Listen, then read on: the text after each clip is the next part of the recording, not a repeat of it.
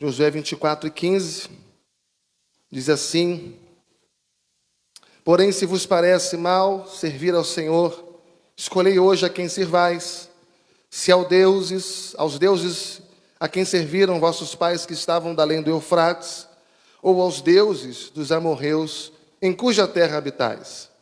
Eu já tomei a minha decisão.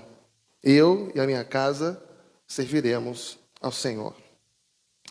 Pai, que não seja mais uma palavra, que não seja mais uma mensagem, mas que seja algo novo do Teu coração para as nossas vidas, para as nossas casas. O Senhor é soberano e na Tua soberania o Senhor trabalha de maneira extraordinária para alcançar o nosso coração. E a Tua palavra, quando alcança o nosso coração, ela não volta vazia. Ela é poderosa. Ela faz coisas extraordinárias.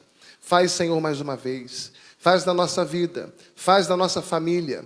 Faz na nossa igreja. Faz, Senhor, a começar em nós, na nossa mente, no nosso coração, no nosso interior. Que possamos ter um coração e uma mente completamente voltados para Ti, Senhor, para cumprir a Tua vontade. Que tenhamos todas as nossas energias, forças, ó Pai, unidas para querer ver a Tua vontade se cumprindo na nossa vida. É o que Te pedimos, Pai, de todo o nosso coração. Em nome de Jesus. Amém. Amém. Toma o seu lugar, por gentileza. A decisão mais importante que eu e você devemos tomar nessa geração é a decisão de salvar a nossa família. É a decisão de salvar os nossos filhos. É a decisão de salvar as novas gerações. Nós não podemos esperar que outras pessoas tomem uma decisão dessa. Nós é que temos que tomar essa decisão. A gente vive num contexto hoje em que a igreja ela vive num mundo completamente plural. A igreja vive num mundo onde os absolutos foram jogados por terra. A gente vive hoje num mundo completamente relativista, onde a verdade ela não é mais absoluta. Cada um olha para aquilo que seria a verdade e decide se aquilo é uma verdade realmente para ela ou não. A gente vive num mundo onde, então, a verdade ela é subjetiva. Cada um tem a sua. E a igreja, então, ela se torna alvo. A família, então, ela se torna alvo. Alvo do quê? Alvo de todas as investidas satânicas. Nos louvores de hoje, nós cantamos algumas músicas que falavam sobre lutas, sobre armas, sobre batalha, sobre guerras. E é verdade. A gente vive essas guerras constantemente. Nossos casamentos são bombardeados, nossas famílias são bombardeadas, nossos filhos são bombardeados, nossas igrejas estão sendo bombardeadas constantemente, alvos de investidas satânicas, com o propósito de prejudicá-la, com o propósito de interrompê-la, com o propósito de destruí-la. E por que nós lemos Josué? Porque nós vivemos como que no contexto de Josué. E o contexto de Josué é qual? Um contexto completamente politeísta. Ou seja, um ambiente de cultos abomináveis. E Josué, então, antes de morrer, ele chama o povo à responsabilidade. Ele chama o povo a uma decisão séria. Ele chama o povo para tomar uma decisão consistente, relevante. E eu queria que vocês observassem em Josué, no capítulo 24, todo o texto, alguns detalhes para a gente entender essa decisão que Josué está pedindo para que o povo tome. E a primeira delas, observa no texto, que essa decisão não é uma decisão simplesmente de Josué. Veja no versículo 2 de Josué 24, que eles se apresentaram diante de Deus. Então Josué disse a todo o povo: assim diz o Senhor, Deus de Israel. Quem está dizendo isso aqui? Deus. Não é Josué, é Deus. Josué é apenas um instrumento nas mãos de Deus. Josué é um profeta de Deus. Josué apenas é aquele que está transmitindo a mensagem de Deus para o povo. Segundo detalhe importante, onde que ele convoca o povo para se reunir? Veja o texto agora no versículo 1. Depois reuniu Josué todas as tribos de Israel em Siquém. Siquém era a capital da idolatria. Siquém era um vale.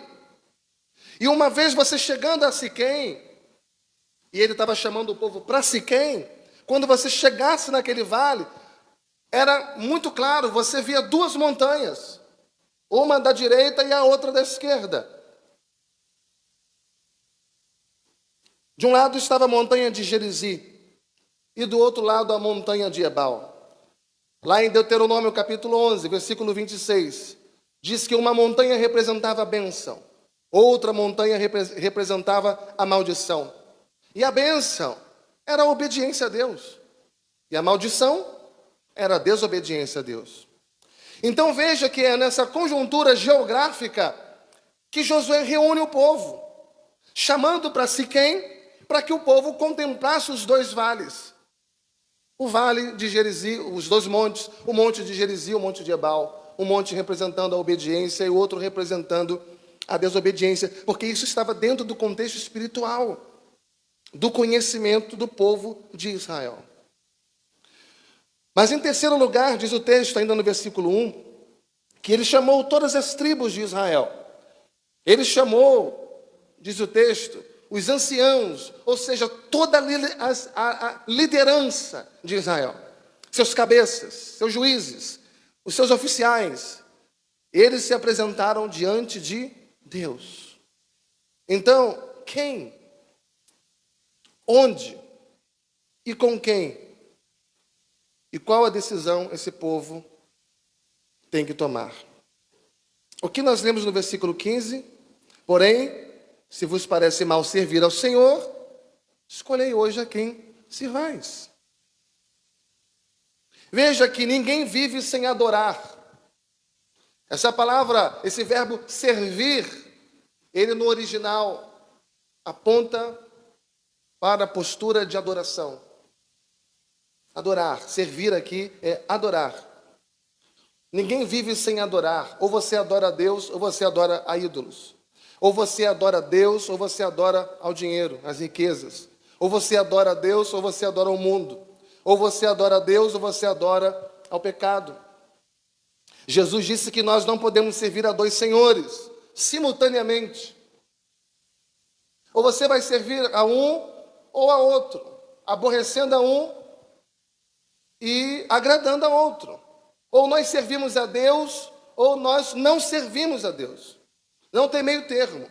Não tem servir a Deus do nosso jeito. Não tem servir a Deus pela metade. Nós precisamos servir a Deus e servir por inteiro e da maneira que Ele quer ser servido e da maneira que Ele quer ser adorado. Não é a nossa moda, o nosso jeito. Ele deixou na Bíblia a maneira que Ele quer ser servido, a maneira que Ele quer ser reverenciado, temido, respeitado, adorado. E é no modelo bíblico que nós devemos servir ao Senhor, não do nosso jeito. Dessa forma servimos a Deus ou não servimos a Deus. E é muito importante a gente entender isso, porque ele diz assim, em Josué 24:15, logo no início, se vos parece mal. Por que ele fala isso? Porque para muitas pessoas, adorar a Deus é algo ruim, é algo mal. Adorar a Deus, servir a Deus, trabalhar para Deus, não é algo interessante. E Josué está colocando isso porque Deus não deixa de ser Deus se você não servi-lo. Isso não muda nada em Deus.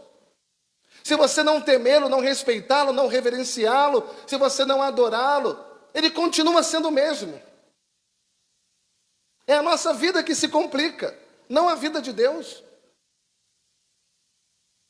Se você tem um passado de idolatria, se você tem um passado de perversão, se você tem um passado de culto falso, um passado de cativeiro, idólatra, satânico, nós precisamos nos lembrar, Deus nos tirou de lá. Deus nos libertou de lá. Nós andávamos desgarrados, Andávamos acorrentados, escravizados. E Ele nos arrancou do império das trevas. Ele nos tirou das mãos do maligno. E aqui Ele está dizendo: hoje vocês precisam escolher a quem vocês querem servir, a quem vocês querem adorar. E Ele continua: aos deuses a quem serviram vossos pais, que estavam da além do Eufrates, ou aos deuses dos amorreus, em cuja terra habitais. Ou seja, tem ídolos do passado, tem ídolos do presente. Ou seja, você tem um histórico de idolatria, porque idolatria não é só ter imagens, idolatria não é se curvar apenas a ídolos feitos por mãos humanas, mas idolatria é tudo aquilo que gira em torno da sua vida, que tem a sua atenção, que tem o seu interesse, que tem a sua prioridade, tudo aquilo que não seja Deus. Então você tem ídolos do passado, você tem ídolos do presente. Você tem um histórico de idolatria e você vive no meio idólatra. E hoje você tem que tomar uma decisão. E Josué diz: eu e a minha casa serviremos ao Senhor. Por que Josué diz isso? O que fundamenta essa decisão de Josué? O que deve fundamentar a sua decisão nesta noite assim como ele, também dizer: eu e a minha casa serviremos ao Senhor? Em primeiro lugar, essa decisão é fundamentada pela graça de Deus.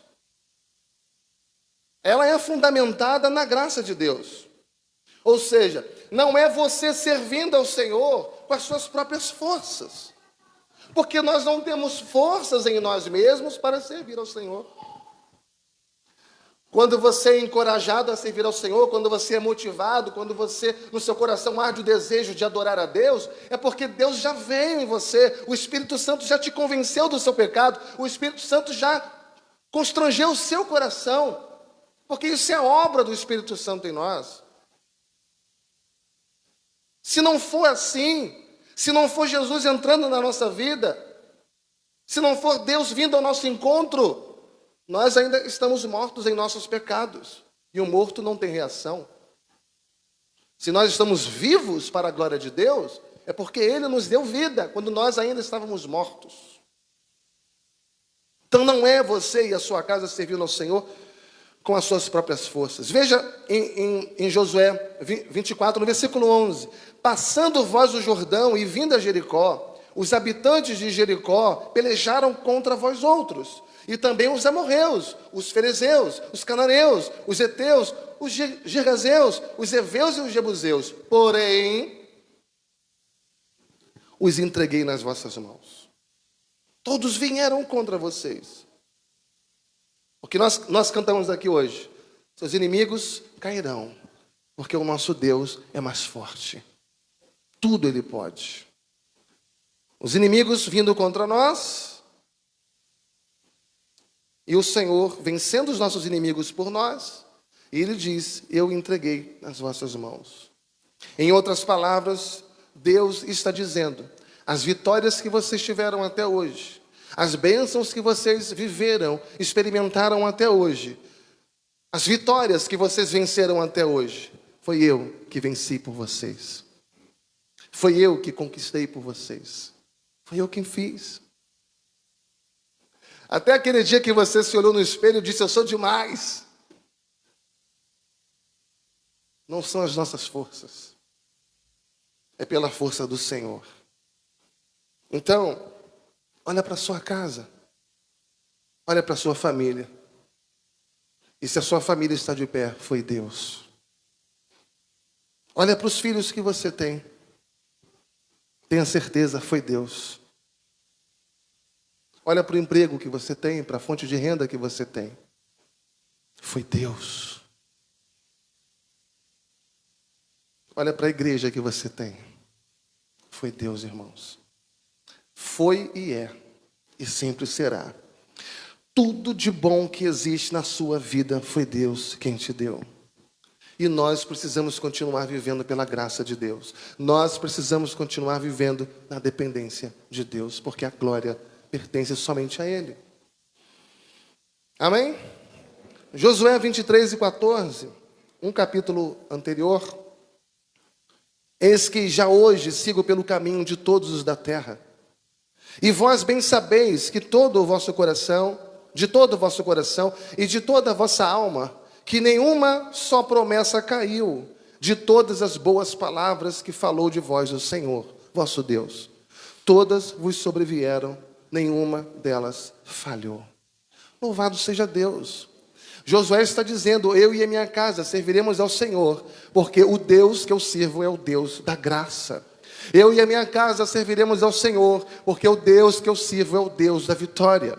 Eu e a minha casa serviremos ao Senhor, porque o Deus que eu sirvo é o Deus que me dá capacidade para superar todas as dificuldades da minha vida. O Deus que eu sirvo é o Deus que me ajuda a vencer os problemas da minha vida. Eu e a minha casa serviremos ao Senhor. Isso não é uma decisão fincada nas minhas ideologias, não é uma decisão fincada na minha carne, mas é uma decisão fincada no caráter de Deus, é uma decisão baseada nas promessas de Deus, naquilo que só Deus pode fazer, e não nós.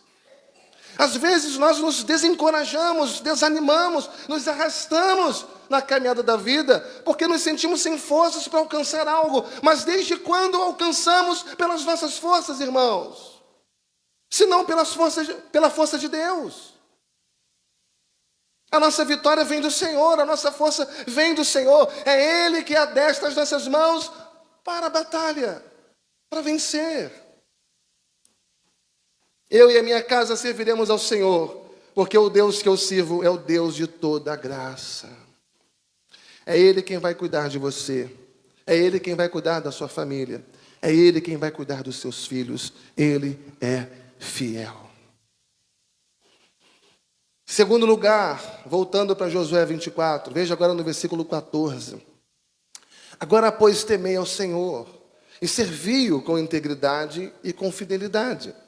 Deitai fora os deuses aos quais serviram vossos pais da além do Eufrates e no Egito, e servi ao Senhor. O que ele está determinando aqui é que se deve servir ao Senhor de forma integral. Se deve servir ao Senhor de forma total. Servir ao Senhor de forma absoluta. E ele vai colocar alguns verbos importantes aqui no versículo 24. E o primeiro verbo que ele coloca é o verbo temer. Ele diz temei. Ou seja, respeitando ao Senhor, reverenciando ao Senhor com temor. Depois ele vai usar o termo integridade, que significa sinceridade. Ou seja, não adianta você honrar ao Senhor apenas com os seus lábios, levantando as suas mãos, movimentando os seus corpos, numa suposta adoração ao Senhor, se o teu coração está diante de Deus. Não adianta dizer Senhor, Senhor, e não fazer aquilo que Ele manda. Não adianta declarar o senhorio de Cristo e não viver em obediência a Ele. É sacrifício de tolo. Jesus vai combater isso no Sermão da Montanha. E o que ele está colocando aqui é servir a Deus com temor, servir a Deus com integridade, servir a Deus com fidelidade. Ele também vai usar esse termo. E a palavra fidelidade significa inteireza. Inteireza. Fidelidade é aquilo que não se mistura, aquilo que não se contamina. Fidelidade não é uma mistura homogênea, mas é completamente heterogênea. Fidelidade aqui é algo que é puro, que é sincero, que é verdadeiro, que é íntegro. Fidelidade é aquilo que não foi violado, que não sofreu adulteração. Isso é fidelidade. E é assim que nós devemos servir ao Senhor. Mas em quarto lugar, ele vai dizer: deitai fora os deuses aos quais serviram vossos pais da além do Eufrates e no Egito, e servi ao Senhor. Com temor, com integridade, com fidelidade, já falamos isso, mas também com exclusividade. Tira os outros ídolos. Tira aquilo que insiste em competir com a presença de Deus. Tira aquilo que distrai você. Tira aquilo que te afasta do propósito. Porque Deus merece exclusividade. O serviço ao Senhor, a adoração ao Senhor, a intimidade com Deus, merece exclusividade. Quais são os ídolos que nós temos hoje, irmãos? Lembrando sempre que ídolos não são imagens, não necessariamente, mas aquilo que gira ao nosso redor e que tem toda a nossa atenção, que não seja Deus. Em que nós dedicamos mais do nosso tempo, mais das nossas vontades e deleites, em aquilo que nós mais ansiamos, que não seja Deus, são ídolos. Que está competindo com a nossa adoração a Deus. O grande problema é que nós muitas vezes na igreja, e me refiro às famílias servas de Deus, as cristãs, passamos por lutas, passamos por certos tipos de problemas mais intensos. Muitas vezes nós passamos porque Deus está sendo desprezado na nossa vida. Porque Deus está sendo querido, adorado somente aos domingos. Porque daqui a pouco voltamos para as nossas casas e a semana nova entra e voltamos para a nossa rotina semanal, onde Deus é tantas vezes esquecido e só lembrado nos nossos apuros. E os problemas vêm. E os problemas vêm. E como vêm? Não estou dizendo que todo problema, ele procede disso, mas muitos sim. Porque desprezamos a Deus. E valorizado tem sido os ídolos do nosso coração. Novamente, aquilo que rodeia a nossa vida, que tem toda a nossa atenção, que não seja Deus. Isso precisa ser arrancado de nós. Isso precisa ser tirado de nós. Tenho conversado com pessoas das mais diferentes sobre isso. E elas falam a mesma coisa. Pastor, estou orando para que Deus tire isso de mim. Deus não vai tirar isso de você. É você que tem que tomar essa decisão. É você que tem que ser agressivo com o pecado. Violento com o pecado que nos assedia. Que insiste em bater a nossa porta, arrombar a nossa porta, invadir o nosso coração e nos afastar de Deus. Nós é que temos que nos levantar na força do Senhor para dizer não. Ídolos do coração. Dentro da nossa casa, do nosso trabalho, nosso dinheiro, precisam ser arrancados, retirados de nós. Gênesis 35:2, então disse Jacó à sua família e a todos os que com ele estavam: lançai fora os deuses estranhos que há no vosso meio, purificai-vos e mudai as vossas mentes. Veja que essa é uma ordem definida, objetiva, personalizada, direta e que exige uma reação nossa, uma postura nossa. Tem que ser retirado da nossa vida aquilo que está sendo competido com Deus. Faça uma limpeza na sua casa. Faça uma limpeza na sua família.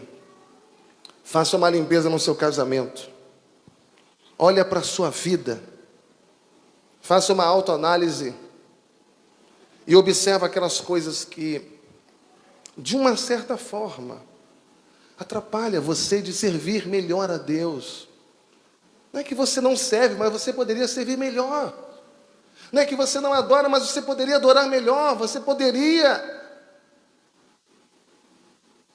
desenvolver melhor na sua intimidade com Deus, mas certas coisas atrapalham. Atrapalham você de viver ou de servir a Deus com temor. Servir a Deus com integridade, com fidelidade, com exclusividade. Tira aquilo que pretensamente está tentando competir com Deus. Isso só prejudica a gente. Essa postura tem que ser nossa. Não é do pastor, não é do líder, Não é Deus que vai entrar no seu quarto de madrugada com uma bola de fogo para fazer. Não, é você. A força que você precisa, você já tem. É o Espírito Santo habitando dentro de você. Tudo está à sua disposição. Só falta você fazer. Terceiro lugar, nós precisamos tomar a decisão de servir ao Senhor. E isso não pode ser adiado mais. O texto é claro. Se você observar o versículo 14, ele começa com um advérbio de tempo. Que tempo é esse que está aqui? Josué 24 e 14. Ele começa com o advérbio 24 e 14. Qual é o tempo? Agora. Porque a gente tem aquele jeitinho de dizer assim: pô, pastor, boa essa mensagem. Olha, semana que vem eu vou começar a mudar a minha vida. Olha, pastor, dia 30 de junho, semestre acaba, dia 1º inicia um novo, vai ser tudo novo. A gente vai sempre deixando para depois. A dieta sempre começa segunda-feira, porque o fim de semana é bom demais. Mas aqui não, aqui diz que tem que ser agora. No versículo 15, a decisão de Josué é a seguinte: eu e a minha casa serviremos ao Senhor. Veja que é uma decisão sem estar preocupado com aquilo que os outros vão dizer. Vocês vão tomar a decisão de vocês. Agora, independente do que vocês decidirem, eu já estou decidindo e tornando essa decisão pública. Independente de vocês, eu e a minha casa serviremos ao Senhor. Não importa o que vão dizer.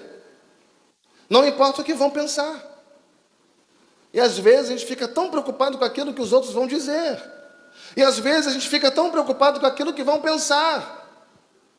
Mas a decisão não é das pessoas, ela é sua. A responsabilidade é sua. E vai ser requerido isso de você.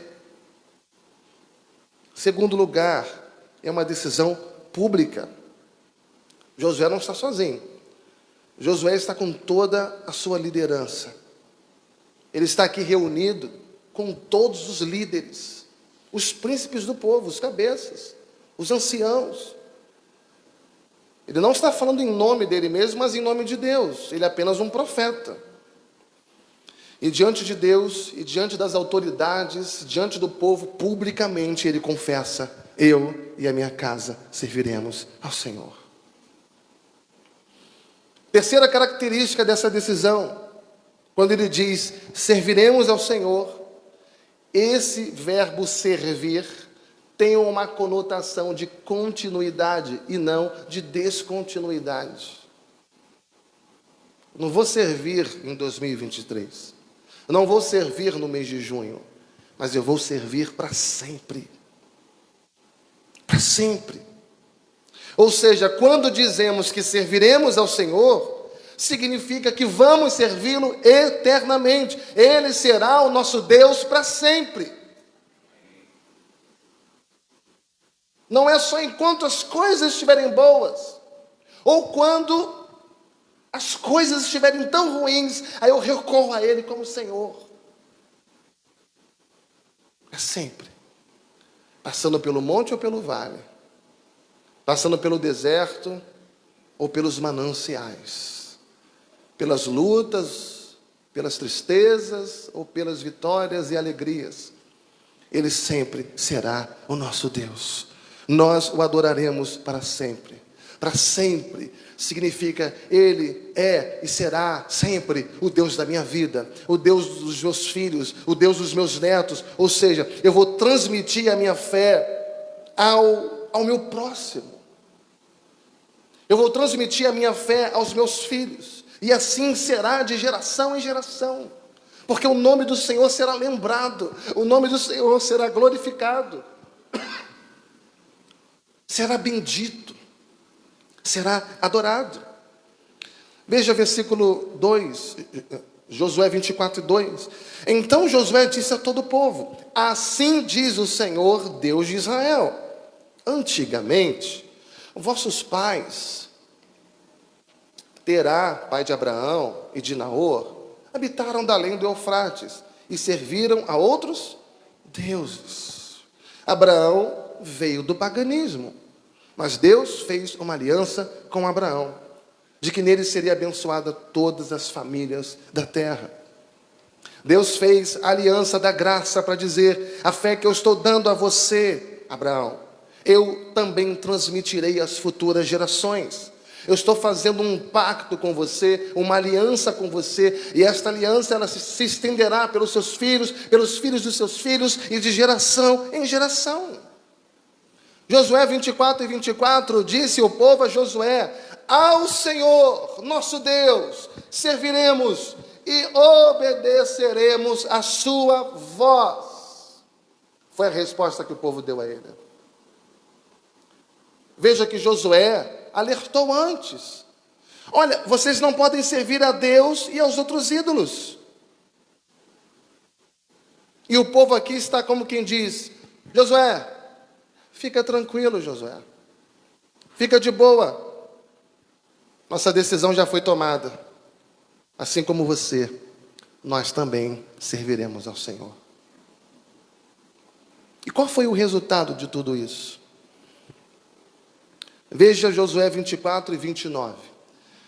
Depois dessas coisas, sucedeu que Josué, filho de Num, servo do Senhor, faleceu com a idade de 110 anos. Mas antes de Josué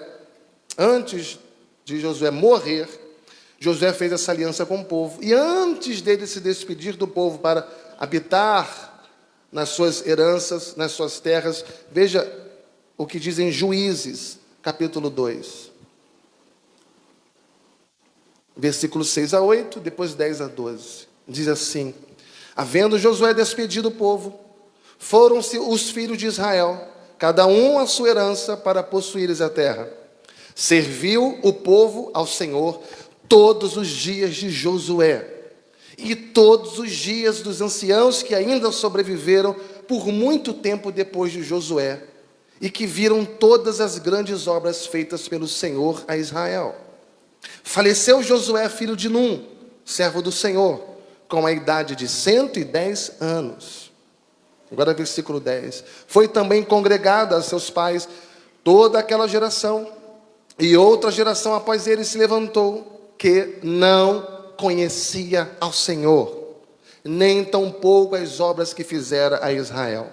Não conhecia Deus, a próxima geração que veio. Então fizeram os filhos de Israel o que era mal perante o Senhor, pois serviram aos Baalins, deixaram o Senhor, Deus de seus pais, que os tirara da terra do Egito, e foram após outros deuses, dentre os deuses das gentes que havia ao redor deles, e os adoraram e provocaram o Senhor a ira. Veja, meus amados irmãos, que de uma geração para outra, o povo voltou a se afastar de Deus. Olha como que a nossa vida tem que ser uma vida de busca diária. A nossa vida com Deus não pode ser uma postura de um dia maravilhoso, de um culto abençoado, e depois entrar no piloto automático. Precisa ser intencional. Precisa ser algo buscado constantemente. A chama, ela precisa receber combustível diário. Porque se deixar por conta do automático, nós vamos sendo levados pelos ventos da vida. E nos esfriamos. De uma geração para outra, o povo voltou a se afastar de Deus. E a pergunta que eu faço é: será que a igreja vai sobreviver mais 50 anos? Do jeito que as coisas estão? Será, irmãos? Do jeito que o evangelho está sendo negociado, ocultado tantas vezes, travestido. Existe outro evangelho, entre aspas, sendo pregado. Será que haverá igreja nas próximas décadas? Será que a gente vai continuar daqui a alguns anos? Filhos, netos, bisnetos, a próxima geração, respeitando a Bíblia como a palavra de Deus? Será que você vai ter a felicidade de um dia morrer salvo? De ver os seus filhos, ver os seus netos salvos, servindo a Deus? Tudo isso depende de uma decisão. Eu e a minha casa serviremos ao Senhor. Essa é a decisão que você que me ouve tem que tomar. Decisão, como vimos, fundamentada na graça de Deus. Decisão de que você servirá ao Senhor, não da sua maneira, porque cada um tem a sua, mas da maneira como Ele quer ser adorado, como Ele quer ser servido. Decisão que você deve tomar de forma pública e de forma definitiva. Não é brincar com Deus. Hoje eu estou na presença, amanhã eu estou fora. Hoje eu estou na igreja, amanhã eu estou no mundo. Hoje eu estou com Deus, amanhã eu estou fazendo a vontade do inimigo. De forma definitiva. E todos precisam ver, todos precisam saber, todos precisam testemunhar a transformação que Jesus está fazendo na sua vida. Você não pode esconder esse farol em cima de uma montanha. Decisão que redundará no futuro da igreja, futuro da sua família. Amém, irmãos?